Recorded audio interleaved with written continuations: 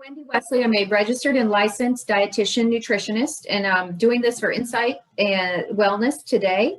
And I used to work at a hospital here in St. Pete, St. Anthony's Hospital, and I've done tube feedings and diabetes education, and I teach people how to cook. And so the world of nutrition is big and large and vast, and there's a lot. And a lot of people are talking to me about that they may have put on a little bit of weight over the pandemic, and they are like, I need some help to take this off.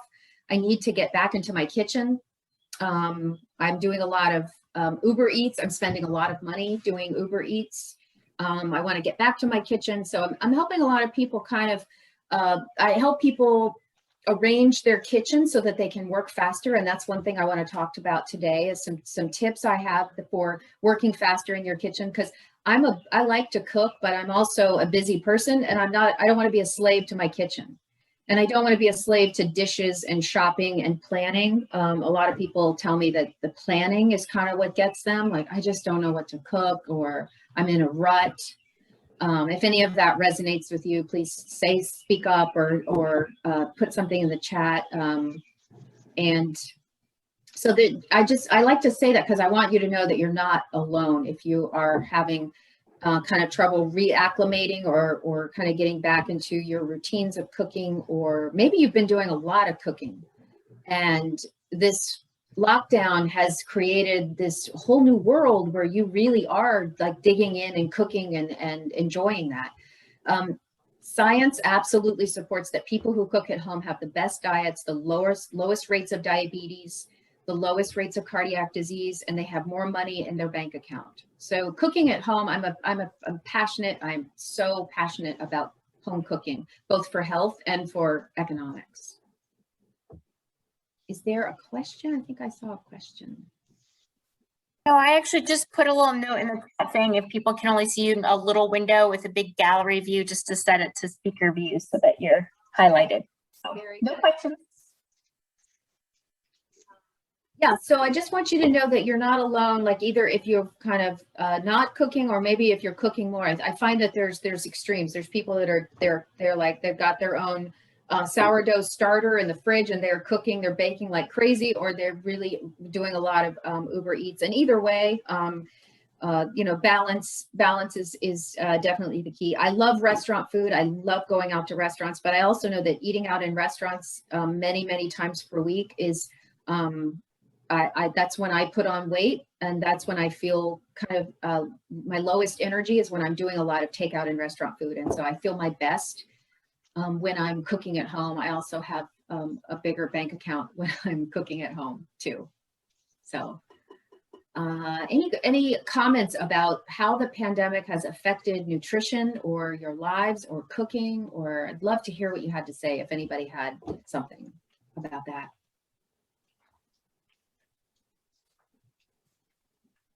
Please. You guys. All right. So somebody shared it. It's actually better. I cook more at home now with a crock pot. It's great. I don't have an air fryer, but if one more person tells me how amazing air fryers are, I gotta get one, because all I hear is yeah. We have another individual who's trying to eat more healthy. So that's great. Let's see. We've got a child that returned home, I assume maybe from college, and I'm now having to cook vegan. Oh, well, please, vegan is really plant-based. Is a lot more plants is not bad for you, right? I do what I call, and I promote what I call plant majority. So I'm not a vegan or a vegetarian, but on my own personal wellness plan, I'm trying to eat less animal products and more plant products. And I advocate that for everyone. I don't tell people that they can't eat meat or dairy, but I think the more plants we can all get into our bodies, the better we are. All plants have lots of fiber. Fiber brings down cholesterol. Also, fiber keeps you full. And when you eat a lot of fruits and vegetables, you tend to eat less processed food, and you have a better control over your weight. You have less incidence of diabetes, and you have lower blood pressure, better cardiovascular health with plants. So I can't say enough good about plants. There's a And- comment about doing more delivery and curbside pickup. Yeah, I know. For better or That for is- worse, I guess, depending on what you decide pick up. Depending on what you, now, all restaurant food will be very, very, very salty. It's almost, I would say it's impossible unless you're getting, to go bananas or to go, all, especially salads. Often the things they put on top of a salad, like the bacon and croutons and the other kind of It is. things, it can Hey, be. Jay. I've seen some salads that are clocking in at 1,200 calories and almost 2,000 milligrams of sodium, and it's tricky because you think, oh, I'm eating a salad, but really, you have to really be careful with salads. You do that come from restaurants, not the ones you do yourself at home. All right, so we have a comment about love the idea for plant-based and would also like gut healthy recipes. I have an Instapot and use it lots on salads. Yeah, I we use have fresh. our general welcome bag. So I'll probably put it in an envelope and in the welcome bag. Hey, Tracy, can you please mute yourself? I hate to call you out, but we're hearing some background noise. Sorry. That's all right. We're all multitasking probably. Let's see. On salads, I use fresh lemons only. It's amazing. There's another comment. I'm trying to eat more heart healthy, in general, more healthy. And then I'm aware takeout salads have a lot of hidden fat, but I didn't know about the salt. And would love more recipes. Would love recipes. Okay. We're Actually, doing I needed it an hour ago. We're doing a heart healthy cooking class with Wendy too. Oh my gosh, I keep looking at your last name. That's okay. I use a lot of food labels to teach people to read and understand sodium and make a sodium budget for themselves. And so we can definitely do that. I like to talk about, I was assigned to the stroke and the cardiac floors a lot. And I taught a lot of people at St. Anthony's how to get, reduce the sodium in their diet. So with that, definitely, I love to teach sodium reduction and cardiac health diets, definitely. This recipe is totally vegan. There's no animal products in this at all. And it is a very, very high fiber, heart healthy dessert. And if you're making it and you taste it, every time I make it, 100% people say, I cannot believe these are avocados. Because once they're all put together, it's a very rich, very decadent treat. And your little brain goes, I can't believe this is plants, because it tastes like you're eating something from like a confectionery or a bakery or something like that. There's a lot of calories in them because it's avocados, and avocados are a very high fat food. But again, there's that heart healthy fat, that plant fat. And also there's a lot of fiber in the avocados. You wouldn't think of an avocado as a high fiber food, but it's a high fiber food. So these are a wonderful thing to make with your kids. If kids make food, they're more likely to eat it. So if you made these and you said, here kids, here's some avocados, they might turn their nose up. But if they made them, they might be more likely to eat them.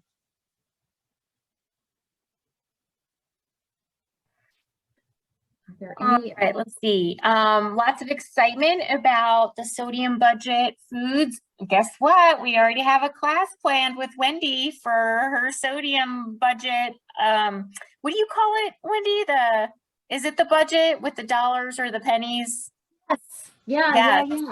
Okay, so Wendy has an awesome class on sodium. So watch all of our wellness updates to make sure that you catch that class.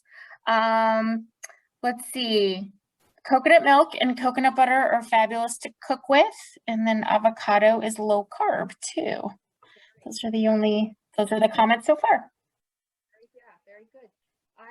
Today I went to the store and I found 3 very pretty ripe avocados, but then these 2, I sat there in the produce department and pinched probably 50 avocados. And these 2 are kind of soft, but I don't think they're ready. So one little hack, I love to teach hacks. you will take these avocado, if you want to ripen them, and you put them in a paper bag, like a brown paper bag, and you put it just a clothespin or a binder clip on top. And what happens is inside the bag, these avocados will release a gas called ethylene, and they will self-ripen. So if you go to the store and the avocados are like rocks, go ahead and buy them, especially if they're on sale like these were. These were five, there was $1 a piece, 5 for $5. And like I said, put them in the bag and they will self-ripen. And then after about a day, maybe a day and a half, they are mushy and so ready to go. And they just, because they off-gas this stuff called ethylene. Totally natural. It's completely natural. It's nothing weird. It's it's how they ripen on the tree. They release this ethylene. But by putting them inside the paper bag, you're speeding up the process because you're trapping the ethylene. Any questions about ripening avocados? So Wendy, is it, bananas release a lot of ethylene too, right? So if you stick anything you need to ripen near bananas or in a bag with bananas, that also happens magically, right? You are right. And and they have these big ripening rooms on farms and other produce producers, and they will pump in ethylene to ripen fruits and vegetables. So it's the gas that ripen, but these avocados do it all on their own, and the bananas do it all on their own. But massive farms and grow houses will pump in ethylene to do it, to quicken it up so they can send it to market. So. All right, there is a suggestion here that if you push the avocado with the button, you can tell how ripe they are as well. Okay. You mean like here at the stem? I think so. Is that, Connie, is that what you meant? Yep. I can make an indentation, but I really have to work at it. And so I'm not going to cut him until I ripen him. I think he's going to let me down. He's not ripe enough. And this one, I can't even press the button. So this one definitely needs to be ripened. So I would put it, like I said, I'll probably put those in the bag and maybe I'll have them tomorrow or Thursday. Okay. With my breakfast taco. That's what I like to scramble some eggs and beans or eggs and sausage or eggs and peppers. And then I put them on tortillas and put the avocado in, and I make breakfast tacos. Are plastic bags okay for ripening? That's a really, really good question. I don't think so, because I think that the paper bag allows it to breathe a little bit. And I think that the plastic bag, it might just kind of get bigger because it's hermetically sealed, but the paper bag breathes. I think. I haven't tried them with plastic. I haven't tried them. So somebody report back next month and see if maybe we have exploding avocados all over again. So I bought 5, but only 3. I'm only going to do 3. So I realized that this recipe is kind of it's a 1 ounce of chocolate per avocado. So I am going to do 3 avocados and I'm going to do 3 ounces of chocolate, even though your recipe, I believe, calls for 5 avocados and 5 ounces of chocolate. Is that what it says? I submitted it so long ago. I'm trying to remember. It said 1 Florida avocado or 3 to 4 Haas avocados. I don't have it right in front of me. Does anyone have it up for the amount of chocolate, the ratio? It says for 1 Florida avocado and 3/4 ripe, you use 5 ounces or 5 squares of unsweetened dark chocolate. Gotcha. A little bit more chocolate than avocado ratio. Not everybody likes a Florida avocado. I like a Florida avocado. And those are the ones that you'll find them in our neighborhoods. They'll drop from the big green ones. I think they're fantastic, but a lot of people don't. These are called Haas avocados. They're from Mexico and from California. But I like a Florida. And I also like the idea that there's still fruit that drops on the ground in Florida that you can eat, like citrus. I think I get a kick out of that. But I'm from Florida. I'm from St. Pete. And so I grew up picking oranges and tangerines off trees and eating them. So that's kind of a childhood memory of mine. The ratio for chocolate to avocado is 1 ounce to 1 avocado. That's what I'm gonna do today, because I have melted over here on my stove 3 ounces of chocolate. Now, what I'm going to show you what I'm using. I have used unsweet in the past, unsweet baker's chocolate in the past, and they're just not sweet enough for me. So what I did this time was I bought semi-sweet baker's chocolate. So four squares. If you're familiar with baker's chocolate, like this kind of stuff, 4 squares, this is considered 1 ounce of chocolate. So what I've done is I've melted essentially 12 of these individual guys for 3 ounces. The last time I made these, the person who bought the ingredients bought these Ghirardelli dark chocolate things. They're melting discs, and you melt them, and they're for like dipping pretzels. And those worked. So you can also buy the product. It's a Ghirardelli product. Again, if you can't stop eating chocolate, don't bring them in the house, because I plowed through a whole bag of them while watching Netflix almost. So it's one of those things. It's kind of a nice little treat if you can grab like 1 or 2 or 3, and then it's a nice little sweet, or these Ghirardelli discs. But I ate way too many too fast. So it's one of my, when I talk to people about if they're trying to lose weight or work on their diabetes, is to try not to bring these foods into the house, because they have a way of calling your name late at night when you're watching Netflix, and it's just best not to bring them in the house. I always tell people you definitely can have ice cream and sweets, but try and make it your family culture that you go outside the home to get it.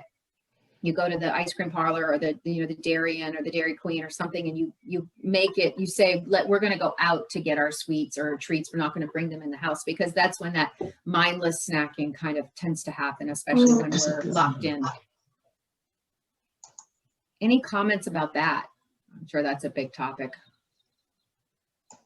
So somebody loves that idea about going out at dessert. I love that as well. We sometimes have too much of that. I think it can be hard with kids, because you don't want to totally remove everything from the house and make it, completely off the table. Yeah, thanks for that tip. People like that tip.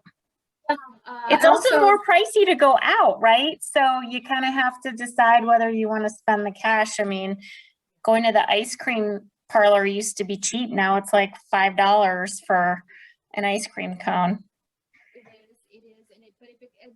I guess I'm hearkening back to my childhood. My mom didn't keep sweets in the house, and when we went out of the house to get it, it was a big deal. And things are a little different now. We have just so many more choices in the grocery store. We bring things in the house, and it's just kind of the family culture. And so sometimes with me and my son, I do bring it in the house, and we always we kind of regret it, because we go through it, and we both look at each other. My son's 14, and we say, this is not cool. And I'm like, I know, sweetie, this is really not cool. Because that's where weight gain happens, and that's where diabetes and cardiac disease happens. And a lot of it is sometimes it's a lot of emotional eating, or it's eating out of boredom, or it's eating out of frustration or anger or loneliness. And so it's always very, very good to make sure you're paying attention to your emotions when you're eating, especially late at night. I have a lot of clients who are having trouble with late night eating, and we're working on ways to curb that, remove that, change that for them. All right, nothing in the chat. All right, so I've got my so this is a very simple recipe. I've got my chocolate melted. I have my avocado, my ripe avocado. This is, I'm going to add a little bit of this. This is a dark chocolate cocoa powder. I'm going to add a little bit of cocoa powder. I'm going to add a little bit of salt and some vanilla, and I'm going to put all this together, and then I'm going to taste it. And then if I think it needs to be sweeter, I'm going to add a little bit of this table sugar. Now, somebody sent Desiree a question: can I use honey instead of sugar? I would recommend that you not, because honey is a liquid and it's sticky, and we need to pick these up and make meatball-based truffles. We need to manage them with our hands. And honey that won't happen with honey. So don't use honey. to sweeten it. And so we'll see, it kind of depends on how hot it is in the room, how much humidity, sometimes I have to, when I mix it up, I have to put it in the fridge behind me and kind of cool it a little bit to handle them. So we'll see. So so stop talking, shut up, Wendy, and start working, right? Okay. I'm going to, you don't have to, but I'm going to use an immersion blender. This is, this is just pops right off, and this is all you wash. I don't even have a regular blender in the house anymore because it's just, I find it to be difficult to, just to wash it, all the pieces, take it apart and wash all the pieces. This is awesome because I do a lot of soups, and you just stick this thing right down into the pot and you blend your soup just like this. So I'm a fan of the immersion blender. So let's, Wendy, what about the powdered or sort of the substituting for the either artificial sweetener or like a stevia or the monk sweetener that is in like more of a sugar form versus honey? What about those? Absolutely, you could use stevia in this. If I'm not a super stevia fan as far as the taste, but if you like stevia, that is a definite way. These would be like as almost like a zero carb. This would be a zero carb treat if you didn't use sugar, pretty much. But I just like I said, I'm gonna make it with the semi-sweet, which has this semi-sweet. It does have sugar in it, and then I'm gonna experiment with. I'm gonna taste it, and if I think it needs to be sweeter, I'm gonna add some table sugar. Any other questions before I turn this bad boy on? Nope. Okay. Oh boy.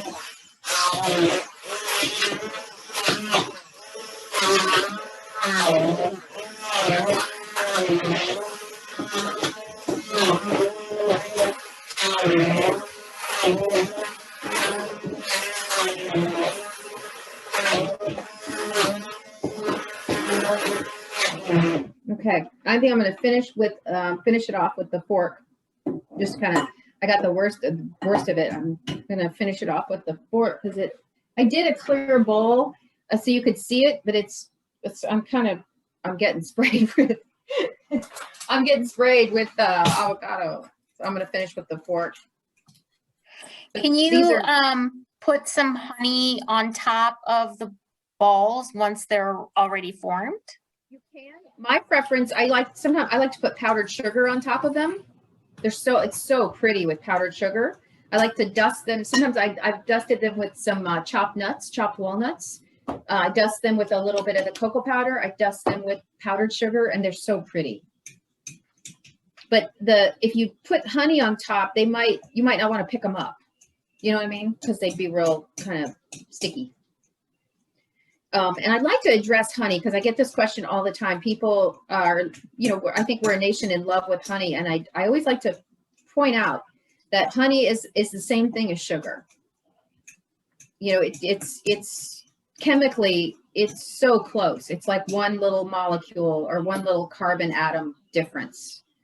So if you see things in the grocery store that say like Honey Nut Cheerios and sweetened with honey, and that is put there by the food manufacturer to get you to buy the product. But calorically, it's the same. And when honey hits your stomach and sugar hits your stomach, the exact same thing happens is chemically in your stomach. Honey and sugar, they're the same. So I want to say that because I don't want you to think, oh, it's honey. And then that might give you this kind of green light to overeat. Any questions about that? I get that question pretty much every single day of my life. No questions about honey so far, but we appreciate that you have a sweet tooth like many of us. You know what? The truth is, I actually, if I had the choice, I would pick salty, crunchy, cheesy over sweet. That would be, so macaroni and cheese over chocolate cake any day. Or like Cheez-Its or Cheetos, that's my preference. But I do love these because I think I'm still like really excited that these are made of, this recipe is made of plants. That still is really exciting that you can eat something that's so rich and so decadent, and it's it's plants. And I think I love I write vegan menus all the time for people. A lot of people are going vegan. I do write vegan menus. I wrote vegan menus for St. Anthony's Hospital. The vegan menu at St. Anthony's I wrote. So I really love vegan eating. And as long as you're not now there's a term called junketarian. I don't know if you've heard of the junketarian. It's vegetarians, but they eat all processed foods. So you could technically, Oreos are a vegan food, and you can be a vegan and still have a very, very high sodium, high processed, low fiber diet if you don't eat things like beans, vegetables, and fruits, and nuts and seeds, which really is just kind of the core of the vegan diet. It's fruits, vegetables, nuts, seeds, beans, and legumes. That's the core of the vegan diet. I'm so glad you mentioned that, Wendy, because like you said, you know, there are so many processed foods now. Vegan has become so much more mainstream. And if you go, you can get, you know, Amy's frozen burritos, and those are super high in sodium. Technically, I could live on French fries and beer and still be vegan, you know?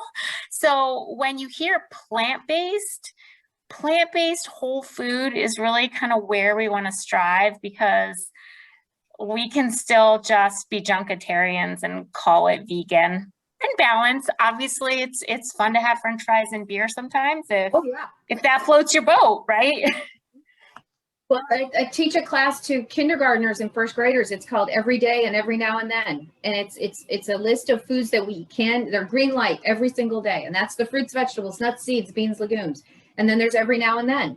And that's, you know, cookies and donuts and pizza. And those aren't bad foods. Those aren't red light foods, but they should be I like to put it in the mind of children that there's everyday foods and there's every now and then foods. And that message really kind of resonates with the kids, because then I'm no one's saying never pizza, never cake, never, but really the best way to live your life going forward is to base your life on these what I call single ingredient whole foods, plant foods that are from the earth and not the factory, not the restaurant. But then there's room in the day, there's room in the world for treats and fun as well. I love that concept of the simple everyday and every now and then. Yeah. I probably could, maybe I could teach, that could be an adult class. I've only done it for kindergartners and first graders, but maybe it's fun to do. So this is my melted chocolate. I did not use a double broiler. Everybody says, oh, you got to use a double broiler. And the reason is, you know, there's concerns for scorching. That's why you use a double broiler, which is a pan underneath with water and then the pan on top. And it's just a way to kind of control the melt.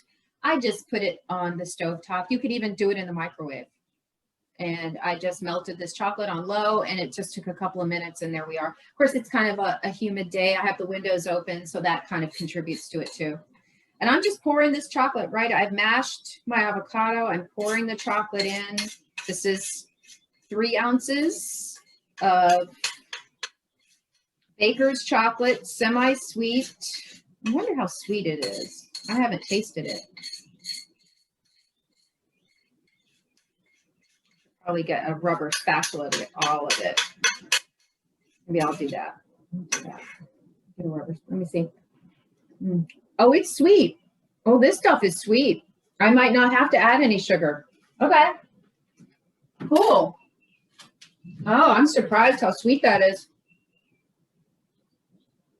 So I may not have to add. Again, when you're cooking at home, you are in control of the sugar. You are in control of the salt. When you're going to restaurants, somebody else is definitely in control of the sugar and the salt. So that's another amazing benefit of home cooking, is that you're in control.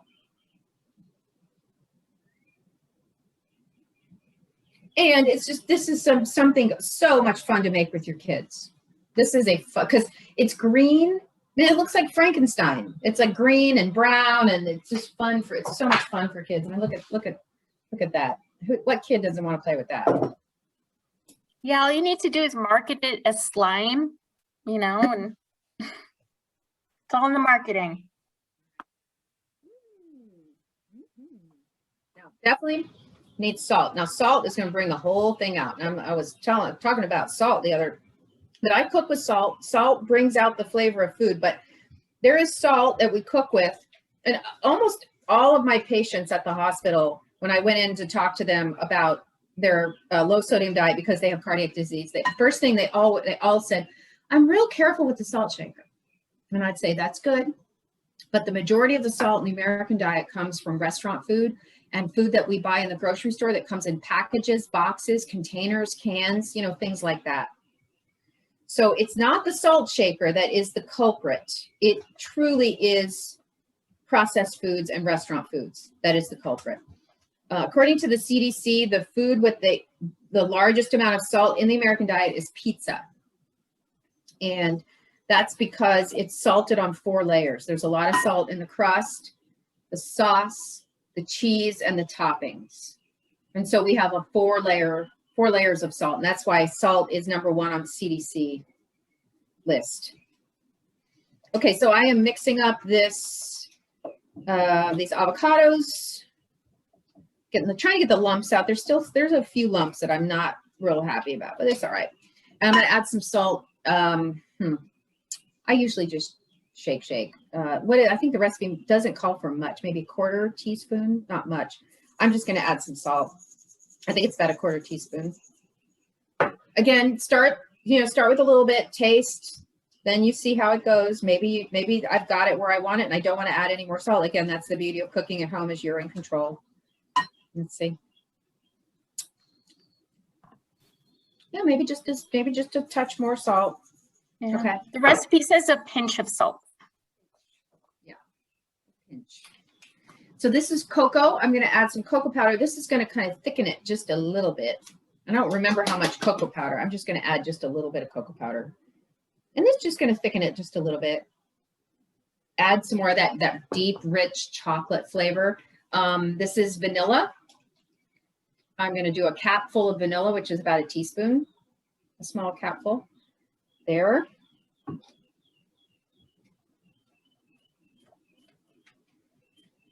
And let's see, I may need to put it in the refrigerator for a little bit before I form them. And it won't, I don't need to put it in the fridge long. But, oh, I can smell that vanilla. That smells so good. Oh, those are good. You know what? I think I may add a little sugar. I'm going to add a little sugar, because once it got mixed in with the avocado, then that avocado kind of took over the sweet, and I want it just a little bit sweeter. So I'm going to do maybe let's see if I can get my sugar. My sugar gets stuck. Come on. There it is. I'm going to add maybe a tablespoon of sugar.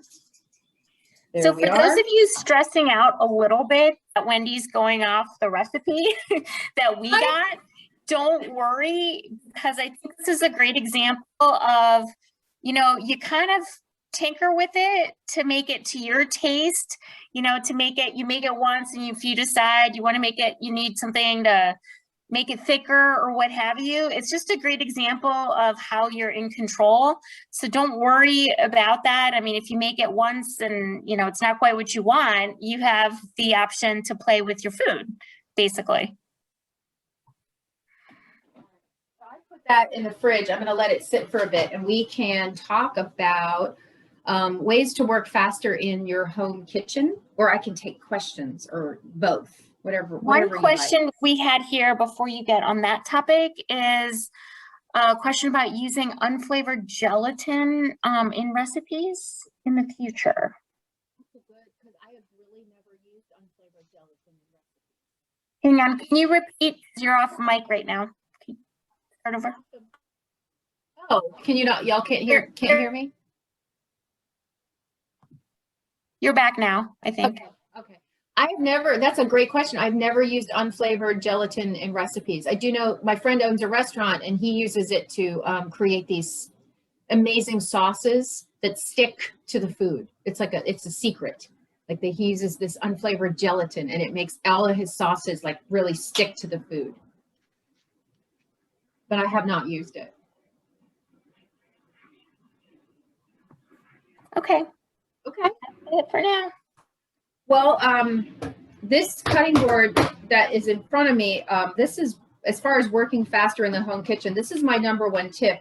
And it's just keeping a big cutting board out on the counter all the time.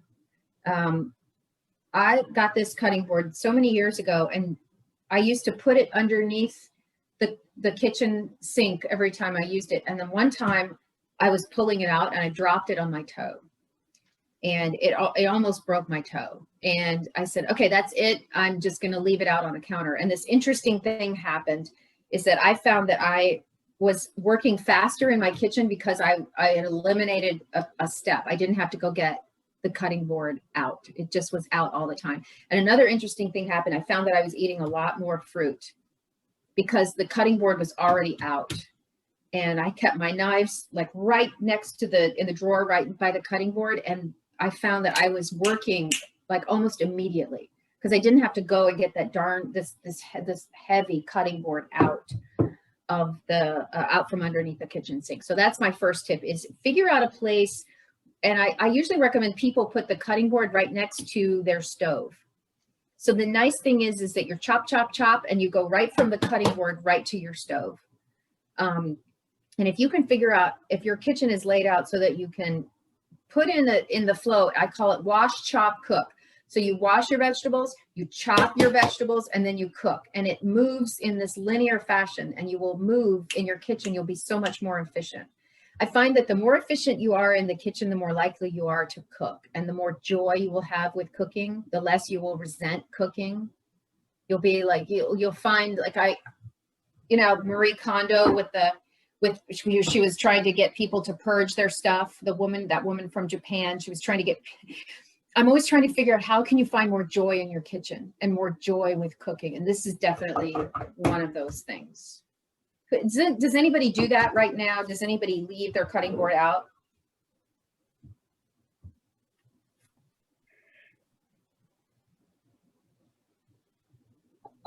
Yeah, we have some people that are saying yes, yes, yes, yes. Mine is out all the time.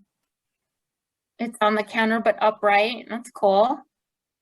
We have a preference for clear counters with not having anything on it. Oh, we get another one with you guys are so smart. I don't have mine on the counter. I'm constantly taking mine out. That's great. I think the worst cutting surface is glass. I hate glass. Not only will it dull your knife, but it's not very safe. The best cutting surface is wood. It's the safest. And sometimes my cutting board, I actually have two. I have one over here and I have this one. Sometimes they get stinky with garlic and onions because I cook with a lot of garlic and onions. So what I do, and I did this last week because my cutting board was getting kind of funky with the onions. I take coffee grounds, old coffee grounds, and I smear coffee grounds all over my cutting board. Just smash it in, and I let it sit for the whole day. And those coffee grounds will pull out that onion and that garlic smell, and it leaves this awesome neutral. And then you wash it off, a little bit of soap and water, wash it off, rinse off the coffee grounds, and you have a cutting board that doesn't stink anymore. So that is definitely one of my hacks. Lemon works great too. And if your garbage disposal is stinky, put some lemon rinds down there and just grind them up, or coffee grounds down in your garbage disposal, and those odors will go away. So coffee and lemon are two of those things that'll remove odors in your kitchen. I wish I could rub them on my 14-year-old because he's kind of stinky. Somebody inadvertently put their cutting board on the stove once and started a fire because she turned the wrong burner on. Safety first, my friend. Safety first. The other thing I want you all to consider in your kitchen, I'm going to tilt my laptop up. If you could see, I have a pot rack, and I think aside from my cutting board, my pot rack is my second favorite thing in my kitchen because I just I move very, very quickly. Like here's my colander. I'm ready to drain pasta. I'm ready to wash vegetables, So it's this, I don't have to kneel down into my dark cabinets and look for a pot or a pan or another utensil. So consider a pot rack. It doesn't have to be, of course, if you can't hang one in the middle like I have, over a window. is a nice place to hang a small pot rack. In the corner is a good place to hang a small pot rack underneath a countertop. So I really think a pot rack helps me work faster in my kitchen. It also, this sounds kind of hippie. I'm stuck. I don't know what to cook for dinner. And I look up at my pots and I say, oh, that's right. I make stir fry in that pot. I'm going to do a stir fry. So sometimes my pots will kind of remind me of stuff I've made in the past. Any questions about that?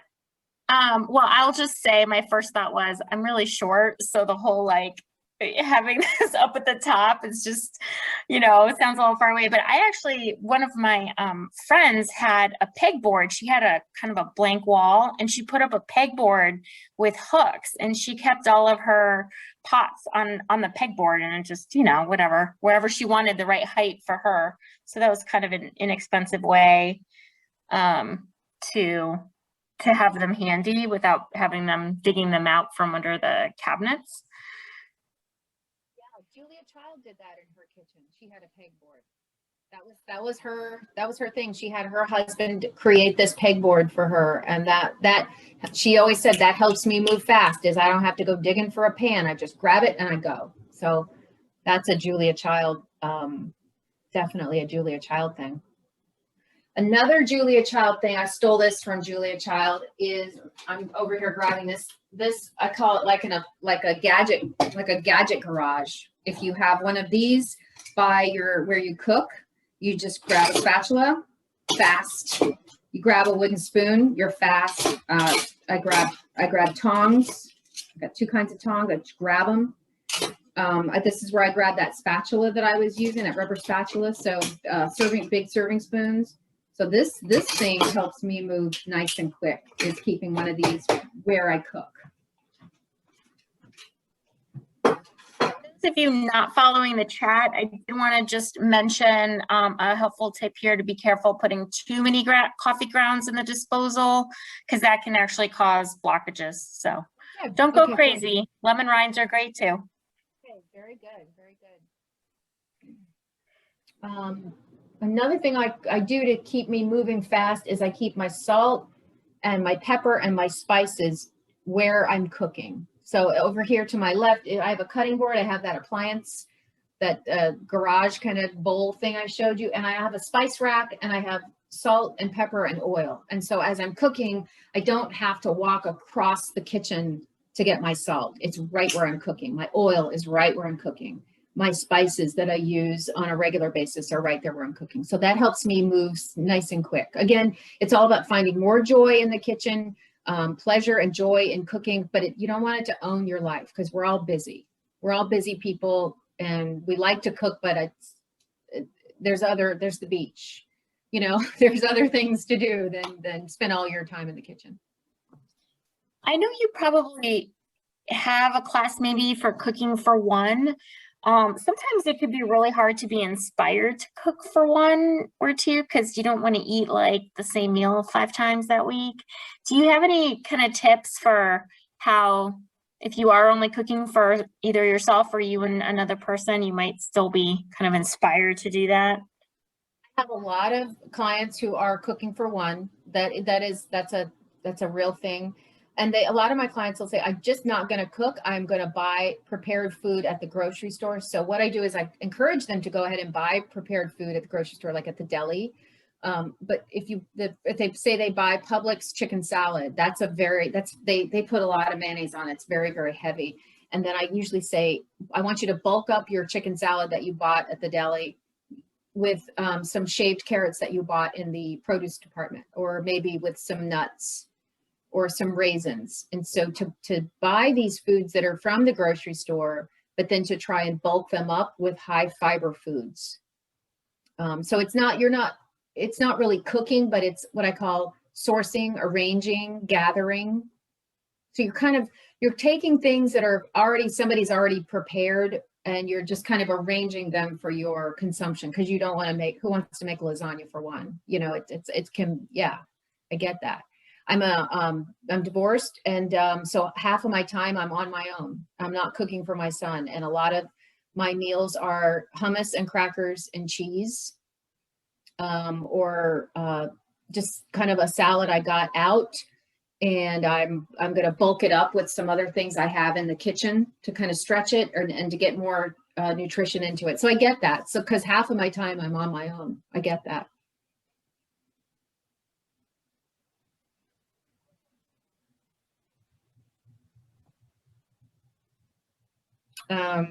Someone mentioned that they don't like their countertops to be cluttered, and I definitely get that. I will keep the cutting board out because I don't because I believe in it, but I don't keep other things out. The only thing I will keep out is a bowl of fruit. I'll keep my fruit out, so it's always like right in my face that you better eat me because you paid a lot of money for me, and I'm just going to go bad if you don't eat me. So I'll do that, but try and keep your countertops as clutter-free as possible. I've walked in people's kitchens and there's Doritos and Cheetos and all kinds of snack foods out on the counter. And I say, if you're going to bring them in the house, you should probably put them in a cupboard behind a closed door. And the things you should allow out on your countertops should be the fruits and maybe what the vegetables that you want to, because they're beautiful, they're colorful, and they're also right in your face. Hey, you better eat me because I'm over here rotting. I'm going bad. Something like a little guilt. The rotting fruit and vegetables. Great tip in chat for somebody who's got only 1 or 2 folks in the household. If you prep your food and you cook and freeze into individual portions, that way you can, make your 5 to 6 portions of something, make them individual and then just pull them out as needed. Oh, and some folks keep just their Alexa, a plant, and a fruit bowl on their counter. I like it. Ooh, great tip. There's a lasagna pan apparently that you can buy that has 3 individual compartments that can be used when cooking for one to make 3 different kinds of lasagna. This I have not seen. This could actually be kind of a neat idea. So my husband is 100% vegan and the kids and I do eat very plant-based, but we do, we'll have like cheese or honey or eggs sometimes. But when we make lasagna, he makes a great vegan lasagna. But if you wanted to have part of it with actual cheese versus like a vegan-based cheese, that's also great. Or if you have picky kids and somebody likes a certain ingredient and someone doesn't. I had no idea this existed. Thanks, Connie. Those are great tips. Now, I pulled these out of the fridge because I looked at the clock and we're, getting close to time. They're really not, they should stay in the fridge for another 10 minutes. But they just should be like just a little cooler so I can manage them. And then I would wash my hands because I got these truffles all over me. But I would keep them just in the fridge, where we're not, well, I could probably put them back in the fridge. I did make a couple, and I will sprinkle here's 2 of them. I will sprinkle some of this cocoa powder on them, and I have some powdered sugar in there. I might sprinkle powdered sugar on them. And then before you serve them, you want to serve them cold. You want to serve them from the refrigerator. That's how they'll have that real dense, they'll feel like a truffle when they're from the refrigerator. And you'll be able to pick them up and actually manage them. These are still they need to set up a little bit more. Are there, yeah, I thought I saw some questions. Yeah, no, great information sharing. Somebody's been inspired to cook for himself more by getting high quality local fresh ingredients. They make a really big difference in the flavor and really tasting the difference, or even just to change up the new spices you haven't tried before, different flavors like yuzu kosho, for example. Za'atar is another one. Yes, those are fun and definitely are different flavor. And then also, go ahead, please. Oh no, I was gonna say, and if you're interested in that 3-part lasagna pan, they're about $20 or less. I love that. I totally love that tip. I have a friend the same friend who owns the restaurant. He told me he's going to give me a tour of the Asian supermarket out in Pinellas Park, because I don't know how to shop there, but he's going to show me all the spices and all the different vegetables. So that is a great tip, is to kind of explore new things. There's a Middle Eastern market way out on 54th Ave near Park Street. It's called the Cedar Market, and I'll go there and buy spices. And so I love that. I love that market. So that can really kind of invigorate and excite your cooking with, new spices. Yep. All right. Recreating leftovers into something else. Fresh salmon, for example, one meal, and then you put it in a pasta salad or into some linguine after. There's some good Asian markets in Pinellas Park. Yeah, there are a few. There's a big one and a smaller one, a couple of blocks down on the road. The smaller one has some really unique items. Yeah, I want to learn more about what's inside those stores and incorporate it into my cooking. I'm really jazzed about that. Really jazzed about that. Yeah, you're lucky you're getting a tour, because I've been in those stores and I know, they use certain ingredients like the fish sauce and certain seasonings all the time that I'm just not familiar with. So you might need to share that with us. You do your research and then you come and do a class for us. Yeah, I had a friend at St. Anthony's.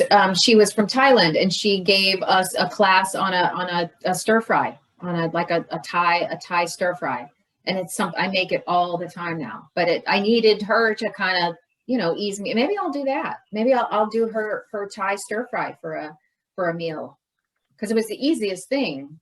She used peanut butter. And it was just my son loves it. I make it all the time. And for me, it's a great way to get vegetables into my son, because I can really, really put a lot of vegetables into that stir fry, and he will eat absolutely every last little bit of it. Yes. Yes, please, on the stir fry class.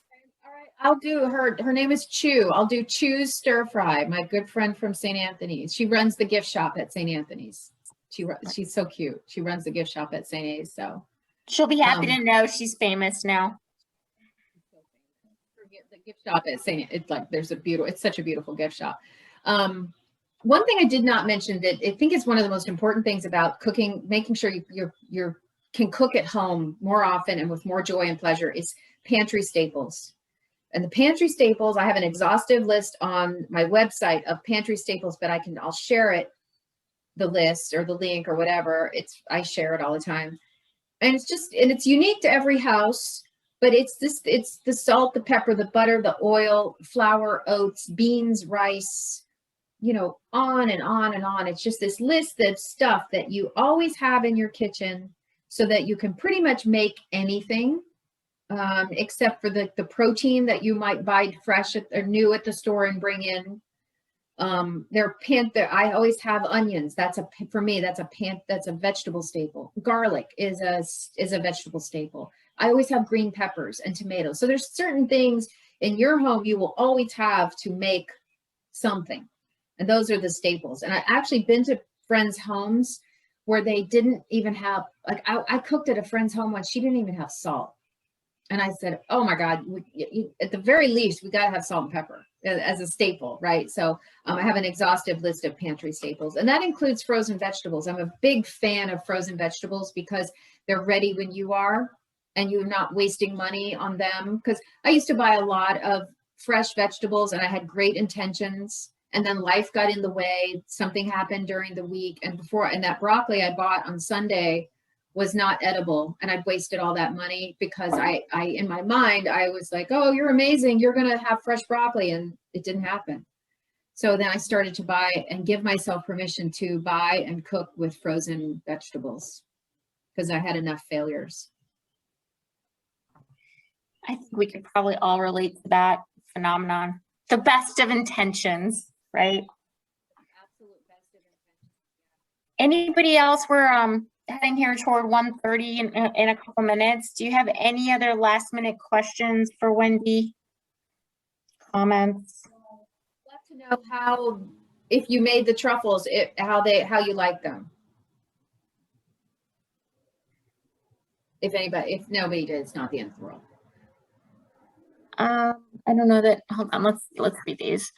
Another good way to plan is using a food sealer to section off your food and freeze for later. Those vacuum sealer things, I guess. right? And that makes them last longer. Let's see. I have carrots in my fridge that I need to cook ASAP. Intentions to cook with meatloaf. Okay. I always like to put carrots in everything because when they cook, they release sugar and they make everything kind of nice and mellow sweet. But if you have a lot of carrots, I would just coat them in olive oil, salt, and pepper and bake them, roast them. I would just roast them right up and eat them. Yeah. Lots of thank yous for the class. People really enjoyed it. Love the frozen veg idea. We got one person definitely making these avocado balls. I will be making these with my children. I'm already salivating.